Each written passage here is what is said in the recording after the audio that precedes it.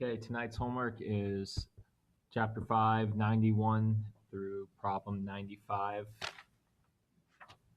First one here we have parallelograms. We're just supposed to find the area, not the perimeter.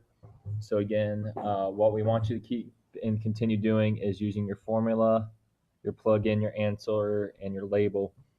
Again, we do these 4 steps. Once you can get total credit in 2, you're going to be doing and required to do it next year when you get to 7th grade.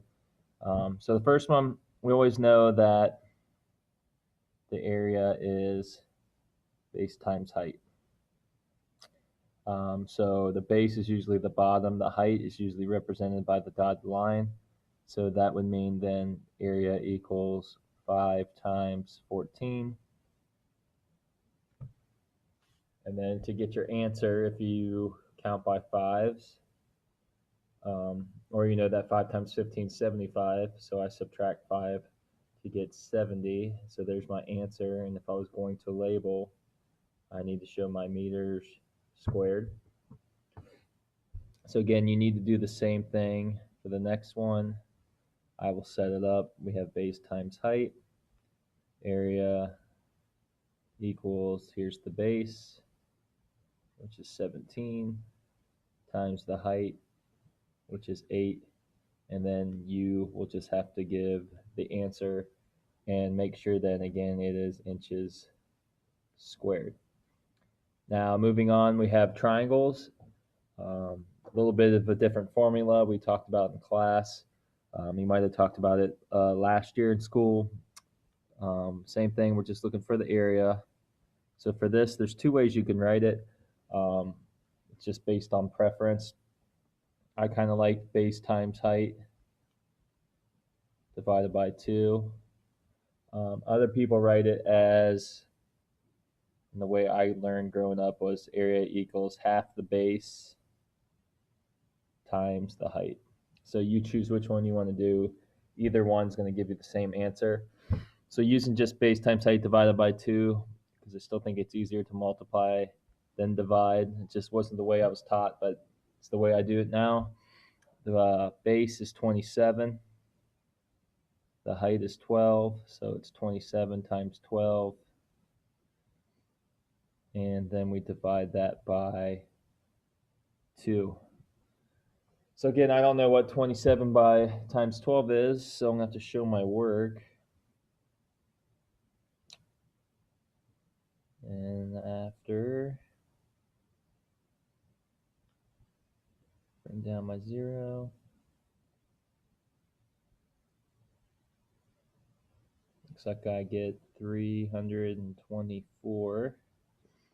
So again, then I have to take that area equals 324, divide that by 2, split it in half, and I would get area equals 162 square feet, or feet squared, whatever you want to do. So again, set up the next problem 2 as 8.5 times 9 divided by 2. It should give you your answer. Make sure you show all steps and show your work. Already moving down to 593, you're supposed to graph the following points. So A, B, C, and D.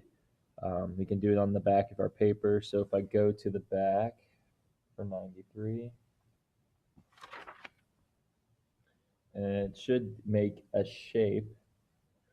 So again, you just have to plot your points. I'll plot the first 2 to get you started in case you forgot. We have 6, 5. So remember, we have X and Y.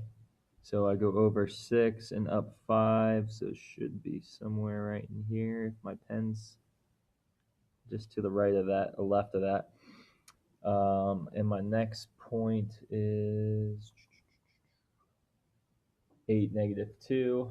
And again, we can label that as A. So over 8 to the right, down 2, right in there, and I would call that B. And again, we can connect the points as we go, or we can do them all at the end. You should get a shape, and then you need to just tell us the length. And let's see, then find the length at the top, and then find the distance between the two bases, which is the height. Just follow the instructions here. If you need more space, I'd probably draw it down here on your worksheet, just so you can show that, or draw it on the other side. You have some space on the bottom. 5-94, the first four multiples are of 7 are 7, 14, 21, 28. Use this example to help you as you answer the questions below. So what are the first 6 multiples of 9? So again, start with 9, 18, so on, so on. What is the least common multiple of 9 and 12? So remember, if you want to go common multiple, would be when they are multiplied. And then remember, common factors. Factors are what they have in common. So where do they meet first? So just make sure you understand the difference between multiples and factors. So for our multiples,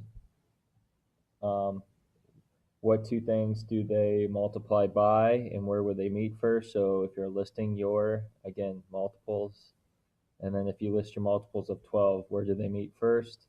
Factors, again, is which number goes into both those numbers, the greatest common factor. So again, list all your factors of 9, list all your factors of 12, and you'll find your greatest common factor. Let's see here. Whoop, went too far. Heading to the last question. Here's your number line. We drew it for you. Again, we just want you to label. You can put the numbers or the fractions, whatever you want on the line, or you can just put the letters. So again, A is 2.5. I know 2.5 would be between 2 and 3. So I'll call that A, and what the heck, I'll just write the number underneath. B is a half. So again, half is between 0 and 1. I can call that B, and I can write that as a half. Pretty simple ones right here. So again, that's it for tonight. Have any questions, let us know in class, and we'll review whatever you need. Have a good night.